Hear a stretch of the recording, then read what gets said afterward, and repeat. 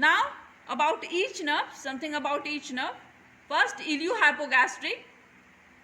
It is sensory and motor. To here itself it is saying that I am ilio and hypogastric. That is iliac region and the hypogastric region. So sensory and motor to both iliac and hypogastric region. Here you can see this is the abdominal quadrant. There are 9 quadrants in the abdomen. The lower one, the right iliac region, this is hypogastric region, this is left iliac region. So iliohypogastric, both iliac region and the hypogastric, iliohypogastric, they are coming in pairs. So this is supplied by the sensory, receive sensation from this area and motor to the anterior abdominal wall. That is the 3 anterolateral muscles, external oblique abdominis, internal oblique abdominis and the transversus abdominis. Coming to its clinical significance, hypogastric nerve, iliohypogastric or hypogastric, both are same. Hypogastric nerve usually cut during the lower transverse abdominal incision, which are commonly practiced, commonly given in these operations, which are very common operations, that is hysterectomy, herniorrhaphy and appendectomy. In these operations, we usually give lower abdominal transverse incision, and by that incision, iliohypogastric nerve usually cut. So there is iatrogenic cut leading to sensory deficit of that area. Now coming to second one, ilioinguinal nerve. Itself saying that I am supplying to the iliac region and the inguinal region. Inguinal. This is iliac as well as, and both are same thing, iliac and inguinal. Okay. So ilioinguinal. Only this area, not hypogastric area. So sensory and motor to iliac or inguinal region. And at that level, motor supply to 3 anterolateral muscle, that is the external oblique, internal oblique and the transversus abdominis muscle. Third nerve, that is the genitofemoral nerve. It will go to genitalia and the femoral area, that is the front of thigh. So sensory to the genital region, that is the anterior aspect of the scrotum or anterior aspect of the labia majora, mons pubis. So sensory to the genital region and femoral region, that is the anterior aspect of thigh. And motor to the cremasteric muscle, it is very important.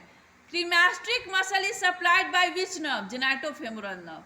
Here you can see this in green color, forming the wall of scrotum. This is testis and this is tunica vaginalis, and here is in green color, this is cremasteric muscle. Okay.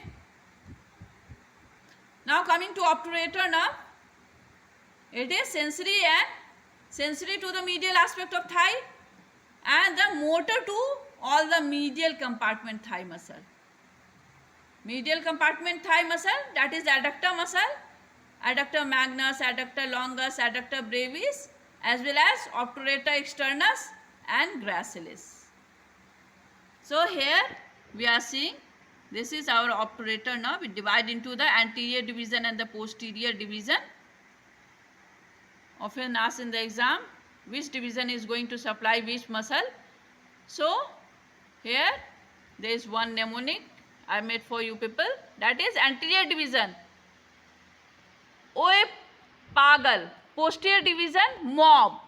Just look at here, one pagal, that is mad mob is coming. Okay. And if you go to the literal meaning of obturator, what does obturator word mean? It's a Latin word, that means to stop. So stop this mad mob, oe pagal, anterior division, posterior division, mob. Oe pagal stands for oe, that is obturator externus, supplied by anterior division. Pagal, that is the P for pectineus, G for gracilis, L for longus, adductor longus, and mob, that is supplied by the posterior division. Adductor magnus, again obturator externus is supplied by both anterior and posterior. Obturator externus, and here is adductor brevis. Obturator is a Latin word, means to stop.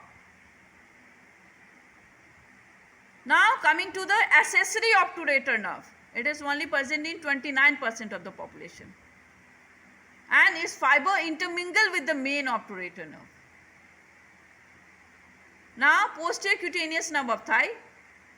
We have seen in the cutaneous innervation that it receives sensation from the posterior aspect of thigh, and one of its branch is the inferior cluneal nerve. Now come to sciatic nerve. Also coming from the lumbosacral plexus, formed by the union of anterior division ventral rami, L4, L5, S1, S2, S3. Here we can see this is L4, L5, S1, S2, S3. Both anterior and posterior division unite to form sciatic nerve. In the gluteal region, there is no innervation. In the thigh, it is divided into the sciatic nerve, divided into two parts, that is the common peroneal and the tibial. In leg, and here common peroneal supply the short head of biceps femoris, whereas the tibial nerve supply all the hamstring muscle.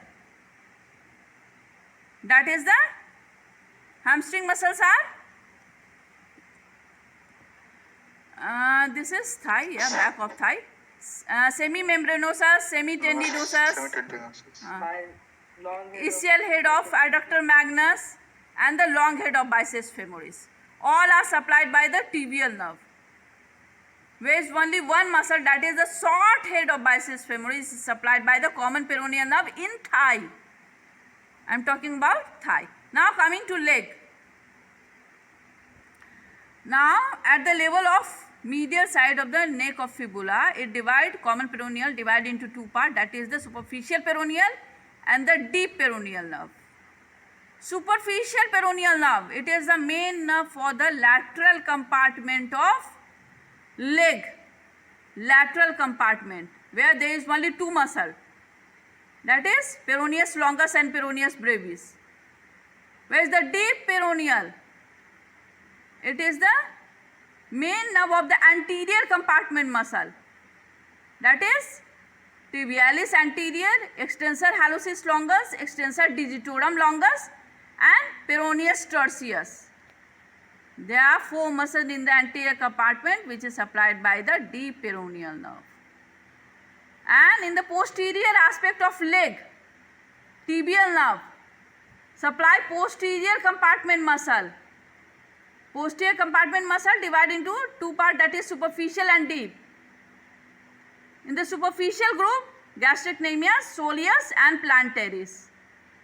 And in the deep, tibialis posterior, as posterior aspect is the flexor side, so flexor hallucis longus, flexor digitorum longus and popliteus muscle. Here is the popliteus muscle. Often asked in the exam, what is triceps suri? The examiner will ask you, how many triceps muscle in your body? So there are three triceps muscle. There is triceps brachii, the medial head of triceps, lateral head of triceps brachii and the long head in the extensor compartment of the arm. And one is triceps coxae, which is formed by the obturator internus, gemellus superior and gemellus inferior. And here is the triceps suri. Suri means leg, S-U-R-A-E. So These three muscles, that is gastrocnemius, soleus and plantaris, these three muscles unite to form triceps suri. Okay, and plantaris, one very important thing, its tendon is very long and looks like nerve. So it is also known as freshman's nerve. One who does dissection in the in her earlier period, in a freshers period, they take this tendon of muscle, plantaris muscle, take as a tendon. They think that they are tendon. So this is plantaris muscle tendon is also known as freshman's nerve. Okay. Now coming to foot. This is first I am discussing about the dorsal aspect. In the dorsal aspect, there is only one muscle, that is, and dorsal aspect is the extensor aspect. So extensor digitorum brevis. Extensor digitorum brevis. It is supplied by deep peroneal nerve because that is continuous with the anterior compartment muscles, the dorsal aspect of the foot. So the same nerve which is going to supply anterior compartment will supply this muscle, that is extensor digitorum brevis. Often asked in the exam, only one muscle in the dorsal aspect of foot, name that. So that is extensor digitorum brevis. In the plantar aspect, or you can say sole, this tibial nerve, it divides into two, lateral plantar nerve and the medial plantar nerve. Medial, that is towards the great toe. This will supply muscle of great toe. Okay? Muscle of great toe is flexor hallucis brevis and abductor hallucis brevis. There is no opponents like in upper limb because we can't count by the toe. So there is no need of opponents. So here is only flexor hallucis brevis and abductor hallucis brevis, muscle of great toe. Then first lumbrical as well as flexor digitorum brevis. Aspect of foot, only one muscle, extensor digitorum brevis, and just antagonist to that is the flexor digitorum brevis. It lies in the first layer of sole. Often asked in the exam, tell me the layer of sole, which muscle lies in which layer. So flexor digitorum brevis, it lies in the first layer. Okay, so these muscles 1, 2, 3, 4, these are supplied by medial plantar nerve. Flexor hallucis brevis, abductor hallucis brevis, these are muscles of great toe, first lumbrical and antagonistic muscle of extensor digitorum brevis, that is the flexor digitorum brevis. In this way how you can memorize that antagonistic muscle, only muscle that found in the dorsal aspect is the extensor digitorum brevis and antagonistic to that is the flexor digitorum brevis. Okay, and now lateral plantar nerve supply rest of the muscle, that is the muscle of little toe, flexor digitorum minimi and abductor digitorum minimi. And all the interossei, that is the all palmar and the dorsal interossei, and second, third, fourth lumbrical, here second, third, fourth lumbrical, as well as the adductor hallucis, here also adductor hallucis, and also this is the flexor digitorum accessorium, one different muscle also known as quadratus plantae. Flexor digitorum accessorium, it lies in the second layer. In the sole second layer there are two muscles, that is the quadratus plantae and the lumbricals. So flexor digitorum accessorium or quadratus plantae, all palmar and dorsal interossei, second, third, fourth lumbrical, and muscle of little toe, that is the flexor digitorum minimi and abductor digitorum minimi. Significance: in lower lateral quadrant of gluteal region, this is what we are seeing is the gluteal region. In lower lateral quadrant, this is lower lateral, the sciatic nerve, I am talking about the clinical significance of sciatic nerve. So it becomes superficial. Okay, and medial half of the lower lateral quadrant, that this is the lower lateral, and medial half is the zone of danger, and lateral half is the zone of safety.